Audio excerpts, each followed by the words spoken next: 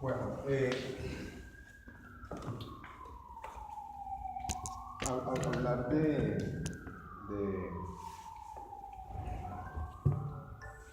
no sé si te haces más bien a este lado, lo digo porque ahí está la mayoría de personas.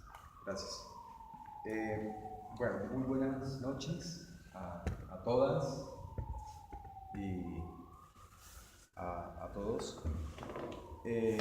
Efectivamente, como dice Raúl, lo que nos convoca realmente más que mucha información es muchos lazos que podamos estar estableciendo, que ya tenemos establecidos porque hay compromisos de la búsqueda de nuestros desaparecidos aquí o allá. Y eso implica pues un trabajo de mucho tiempo. Nos vamos a estar seguramente encontrando en muchas oportunidades y hay la necesidad de estos intercambios para fortalecernos también en ese espíritu que movió a los uruguayos que salieron de territorio uruguayo a acompañar las luchas de otros pueblos y que lamentablemente allí desaparecieron forzadamente en la mayoría de los casos. Hoy esa solidaridad la requerimos para buscarlos también. Entonces, de alguna manera, no solamente estamos buscando información, no solamente estamos buscando exhumar unos cuerpos, sino es sumar memorias, es sumar proyectos de vida, sueños, ilusiones que hoy siguen vigentes, de construir un mundo donde la justicia, la dignidad no sean ajenas a lo cotidiano.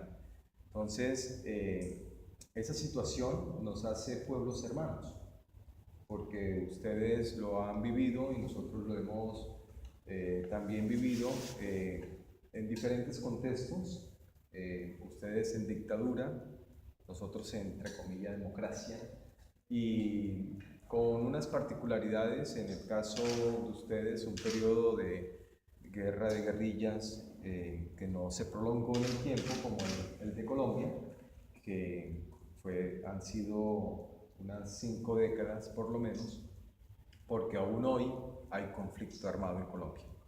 Aún hoy se mantiene la acción de algunos grupos de guerrilla, como el ELN, y hay algunas disidencias que también siguen actuando, pero que en ese momento el deseo, y lo digo aún así con la polarización que pueda haber en Colombia, es que superemos ese escenario del conflicto armado y demos paso a un escenario donde podamos construir y profundizar democracia, donde la participación política no sea atacada por sentir y pensar distinto.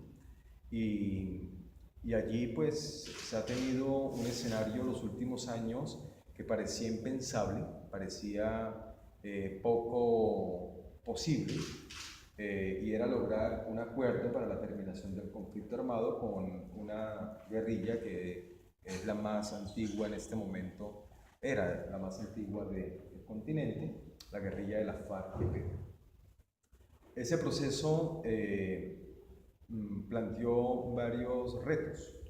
El primero, el que si bien era un acuerdo que se iba a lograr entre la guerrilla y el gobierno, en algún momento tenía que involucrar a toda la sociedad.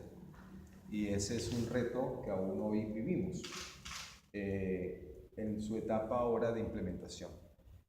Y es que el acuerdo, realmente el derecho a vivir en paz no es un derecho del gobierno y la guerrilla, es un derecho de todo el pueblo colombiano. Incluso, si queremos, es el derecho del continente, de poder lograr vivir en paz, pero tenemos que preguntarnos qué significa vivir en paz. Entonces, vivir en paz no es la extracción de los recursos mineroenergéticos que se hace hoy en Colombia de manera descomunal.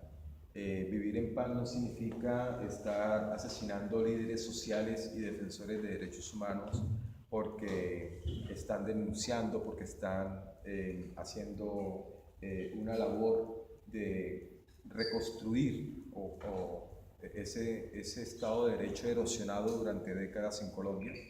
Vivir en paz no significa entregar territorio a los terratenientes, a quienes tienen el poder económico o a las multinacionales. Y vivir en paz no significa privatizar nuestros recursos. Entonces, todavía vivir en paz no es una realidad en Colombia.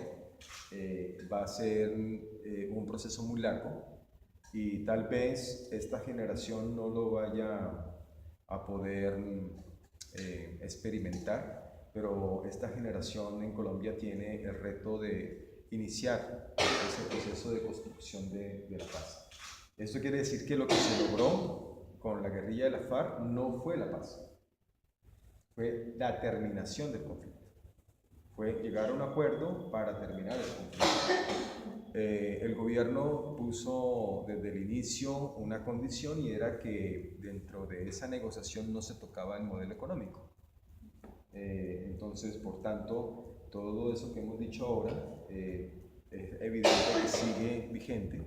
Ese modelo económico que genera mucho daño al territorio y al pueblo colombiano. Daño a la vida, pero también tanto a la vida humana como a la vida natural de nuestro territorio. Entonces, lo que se logra es un acuerdo que corresponde a 6 puntos. Voy a tratar de resumirlos básicamente en lo que concierne. El primer punto tiene que ver con el problema de cómo resolver el acceso a la tierra. O sea, digamos, hay una deuda con el campesinado colombiano frente a la tierra, no solamente a la tenencia, sino a poder acceder a ella y producirla, que en los últimos años se ha ido concentrando en unos pocos a partir de dinámicas de desplazamiento forzado, con más de 6 millones de personas desplazadas forzadamente de las zonas rurales, y el aumento de la concentración de la tierra en manos de unos pocos que se beneficiaron con todo ese terrorismo, con fomentar la guerra y no buscar una salida negociada en varias oportunidades que tuvo la historia reciente del país. Entonces, allí en primer punto está planteando la necesidad de resolver el tema agrario. Una reforma agraria integral es una necesidad, pensar cómo se hace productivo el campo colombiano, cómo se puede redistribuir la tierra y cómo puede darse retorno de mucha población desplazada a sus lugares realmente de donde son, que es el campo.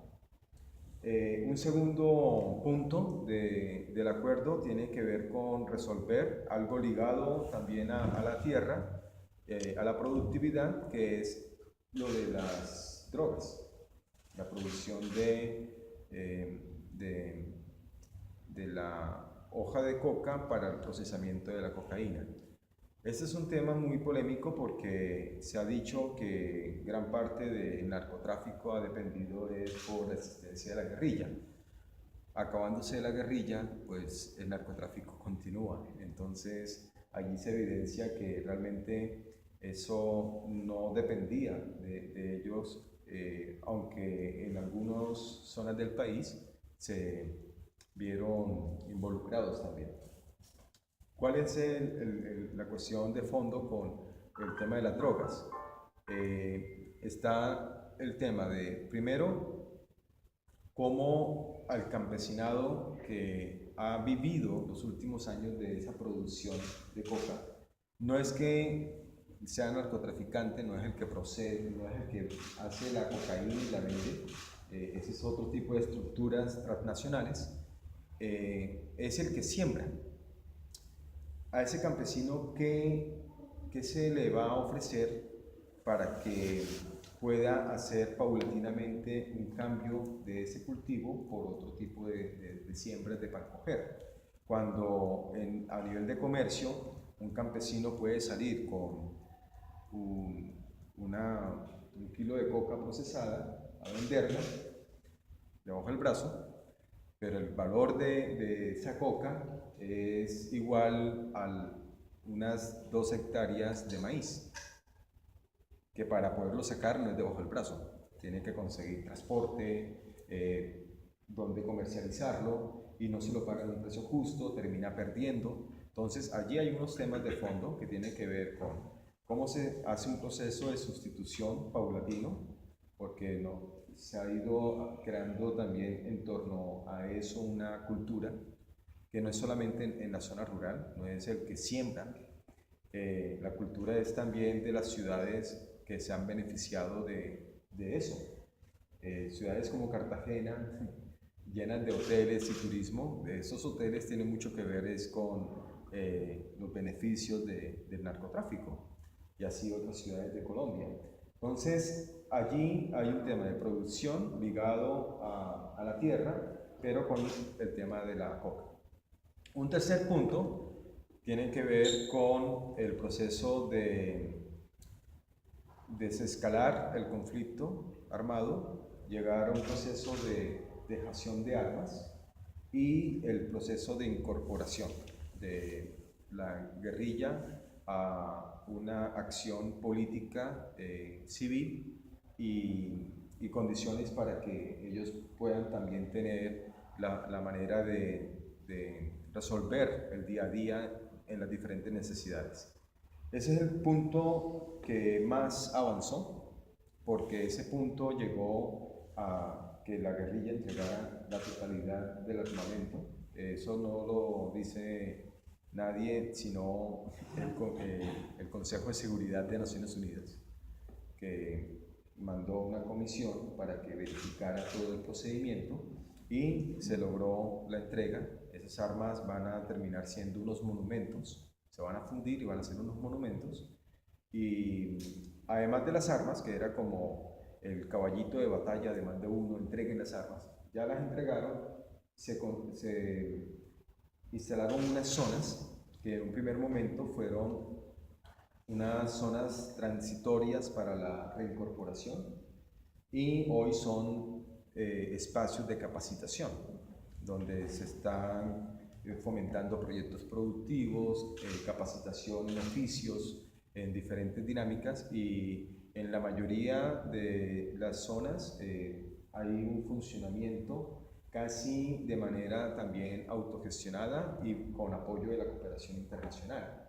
Allí hubo una crisis el año pasado y trasladó a parte del inicio de este año por el tema de la dotación y el cumplimiento de lo que tenía que el gobierno aportar para que eso funcionara. Entonces, ahora allí es donde está la mayor parte de la población que fue de la guerrilla, y se ha ido reincorporando y ahora está en procesos de capacitación. Hay un partido político que se ha creado, que este partido político ya participó en las elecciones anteriores y pues como partido político seguirá participando. Allí se llegó a un acuerdo de unas curules que, indistintamente del tema de la votación, quedaban definidas por 5 años, o sea, no es permanentemente, es por un tiempo determinado para Cámara y Senado en el Congreso, y que van a ocupar miembros que ahora son del partido Fuerza Alternativa Revolucionaria del Común, FARC, ya no Ejército del Pueblo, ya no EP. Entonces, están en esa dinámica que es parte de lo acordado, que hagan vida pública, abierta, y bueno. El cuarto punto tiene que ver con ya dije, de tierras, de drogas, lo de dejación de armas. Dejación de armas, y el cuarto tiene que ver con participación política. Y aquí es importante resaltar que no es la participación política de la FARC, porque esa se tomó en el punto de creación del partido y las curules. Este tema de participación es cómo se garantiza la participación de esa Colombia profunda, de esa Colombia que ha estado excluida de la vida política y ha sido más bien usada por los politiqueros para muchas promesas, pocas realidades o casi nulas. Entonces, en esa participación política, por ejemplo, se plantea 16 curules de circunscripción especial. Eso quiere decir unos lugares que en Colombia no han tenido ese escenario de participación política en el Congreso para que puedan tener esa opción. Eso en el Congreso se acordó, ¿no? Y cuando llega al Congreso es donde empiezan las trabas. Entonces la clase política tradicional dice no, que eso no pasa. Entonces todavía no se ha resuelto, no están vigentes, toca que se resuelva porque es parte de lo acordado. O sea, no es una cuestión de que si el Congreso dice si estoy o no de acuerdo. El acuerdo ya se firmó y es un imperativo su implementación. Y así también otra serie de elementos de participación política para los movimientos sociales, para que haya una igualdad de condiciones, que no esté, digamos, un partido con mayor condición de hacer publicidad o de hacer campaña que otro, sino en igualdad de condiciones, entre otros elementos. Estoy tratando de resumen porque son 300 y tantas páginas el acuerdo. El punto quinto es el punto donde más trabajo se dio y con mayor nivel de participación también de las víctimas. Allí se pudo estar aportando muchas propuestas y se resume básicamente en que es algo transversal a todo el acuerdo, la centralidad en las víctimas, tanto en el tema agrario como en el tema de resolver el problema de las drogas, como en todos los demás puntos. Y en esa centralidad, ¿qué significa? Significa pensarse una justicia que tenga mayor énfasis en lo que las víctimas necesitan, en resarcir sus derechos. Es muy polémico para el continente que ha vivido otro tipo de modelos de justicia, la justicia transicional, porque ya la experiencia que tenemos es de la vivida en África, donde se planteó una justicia transicional, más verdad, menos justicia, justicia entendida como cárcel. Y el modelo que hay aquí en Colombia es un modelo que no está diciendo no hay cárcel, va a haber cárcel, va a haber sanciones, pero el modelo hace un énfasis en la verdad. Entonces, hay unos mecanismos. Primer mecanismo, hay una comisión de esclarecimiento de la verdad que funciona por un periodo de 3 años y su mandato es dar cuenta de las causas y consecuencias de ese conflicto. No va a poder abordar caso a caso, pero sí abordar lo que son tipologías, o sea, cómo fue el funcionamiento de la desaparición forzada, cómo el de las ejecuciones, el desplazamiento, cómo fue el funcionamiento del paramilitarismo, y en todo eso mirar quién ha sido el promotor, quién ha sido el beneficiario. No va a tener un carácter judicial, es decir, no va a...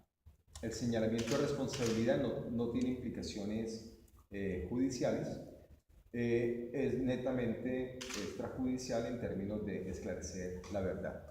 Allí se está en este momento ya con los miembros que constituyen la Comisión de la Verdad.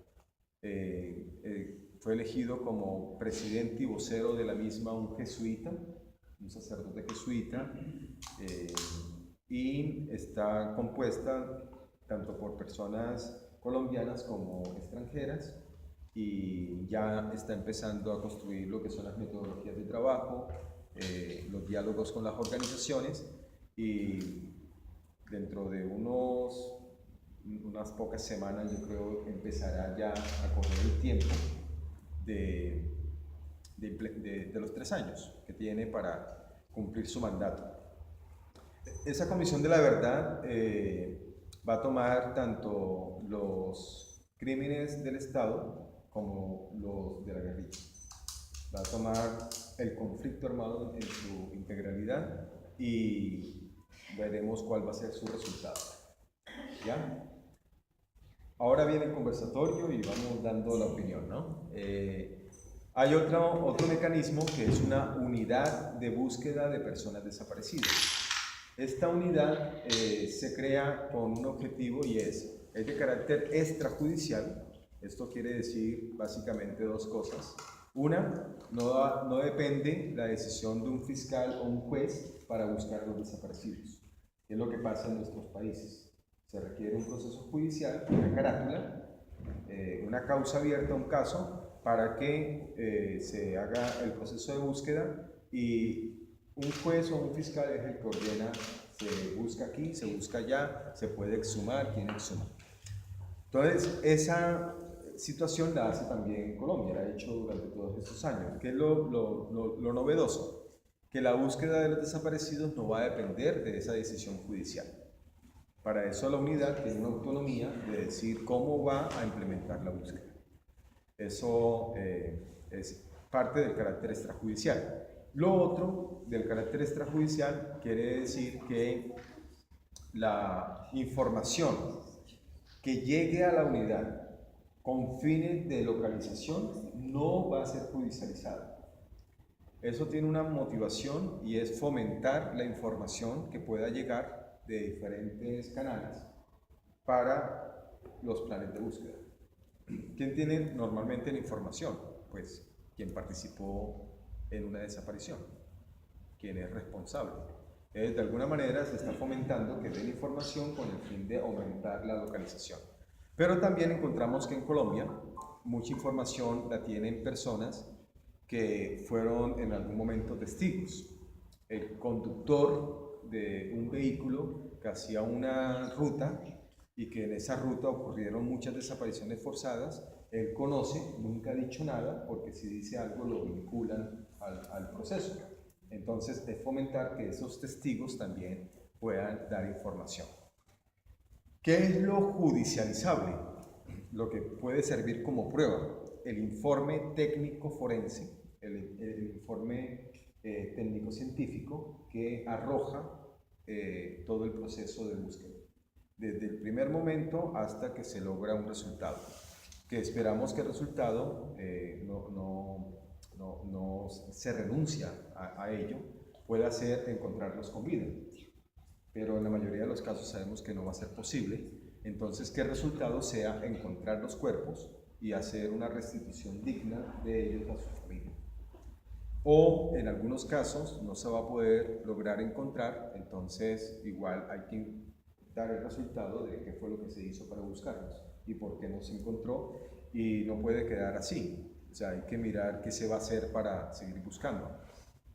Ese informe técnico forense, muy ligado sobre todo a cuando se halle un cuerpo, va a tener la información tanto del proceso de localización, exhumación e identificación hasta la entrega, como lo asociado al cadáver en el momento de la exhumación.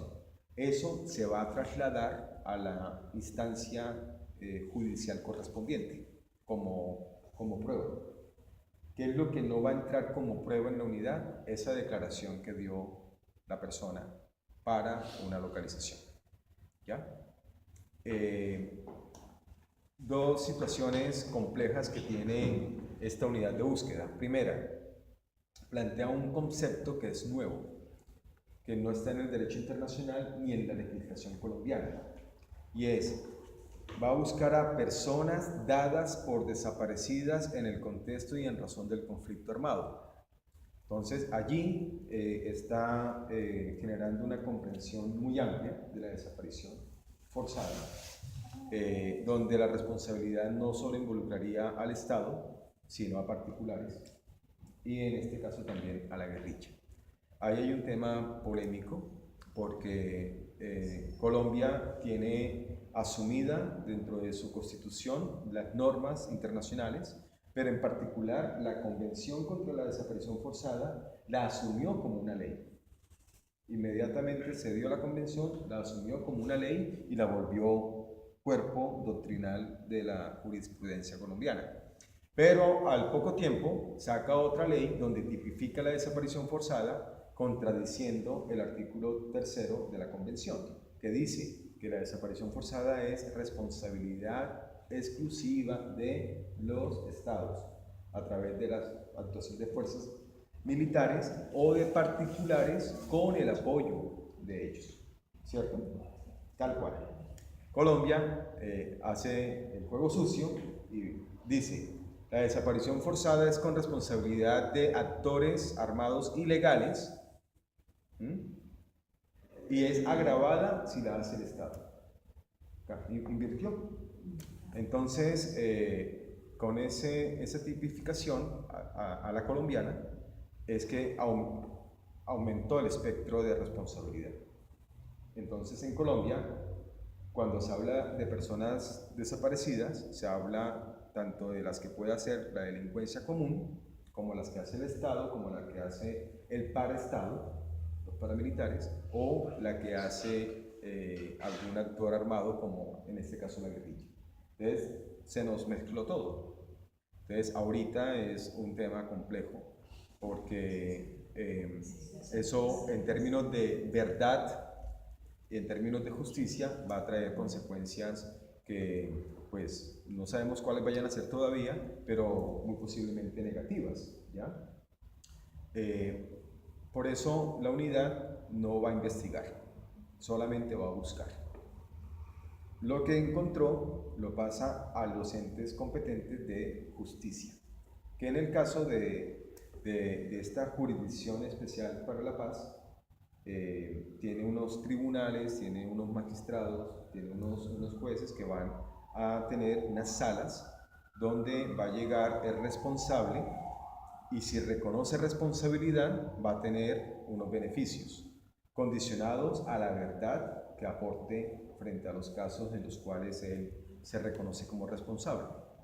Esos beneficios van a ser en términos del tipo de sanciones y el tipo de castigo, ¿ya?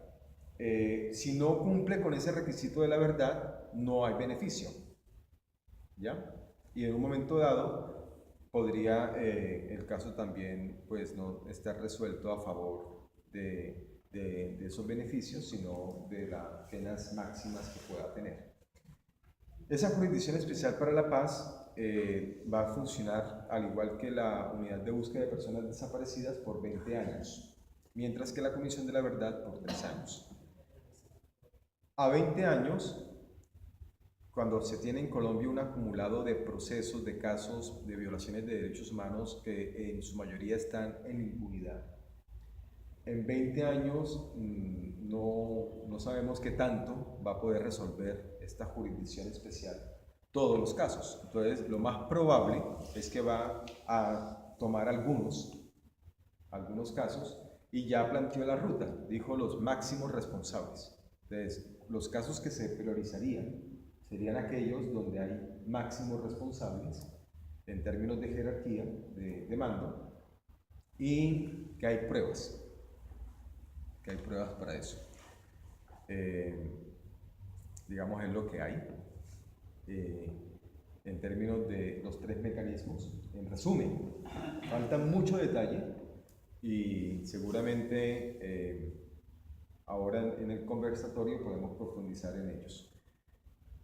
Hay otros 2 componentes del sistema integral de verdad, justicia y reparación, que es garantías de no repetición, que directamente está relacionado con esas estructuras paramilitares que no se desmovilizaron o que después de ese proceso continúan actuando. Hay que combatirlas, porque esas estructuras paramilitares son un riesgo para toda la población, pero en especial también para la implementación de este acuerdo. Siguen actuando, están en muchas partes del país. Y la no repetición incluye también el poder evidenciar evidenciar quiénes se están beneficiando con esto, ¿no? O sea, no solamente combatir a la estructura armada, sino quién la está fomentando. Otro componente de este sistema es la reparación integral, pensada más allá del tema económico, pensada en el tema más de reconstrucción de aquello que fue dañado. Y allí va a estar seguramente muy vinculada al tipo de sanción que genere la Jurisdicción Especial para la Paz. Por ejemplo, puede haber una sanción que diga que los responsables de un crimen que afectó, dañó a una comunidad, son los responsables que tienen que ir a reconstruir a esa comunidad. ¿Ya? O sea, en vez de estar en la cárcel, que en el caso de Colombia no es que vayan a la cárcel, van a una guarnición militar, los militares. Los que van a la cárcel son la gente del común. Entonces, en vez de estar en una guarnición militar, vaya y esté en la comunidad un tiempo, trabajando para esa comunidad y su reconstrucción. Es un ejemplo, ¿ya? Es un ejemplo. El sexto punto, y con eso el resumen de los puntos del acuerdo, es el proceso de seguimiento e implementación de ese acuerdo. Se creó una comisión para eso, conformada por parte de miembros de la FARC, parte del gobierno, con participación de los países garantes y amigos del proceso de negociación, para estar verificando que eso se dé. Pero dentro de ese punto hay otros temas muy importantes. Uno es, todos esos puntos anteriores requieren presupuesto, recursos. Entonces se está haciendo un llamado para que se haga un plan de presupuesto a largo tiempo para que pueda garantizarse la implementación. Eso todavía no se ha hecho. Ese es un pendiente que tiene el Congreso. Asimismo, muchas de las normas de lo acordado tienen que pasar a normas.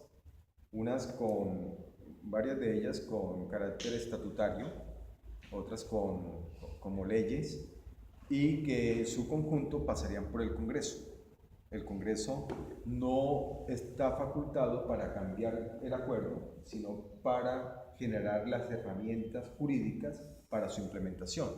Lo que hemos visto es que los que están en contra de ese acuerdo pues han hecho toda una acción para torpedear el proceso legislativo que agilice la implementación.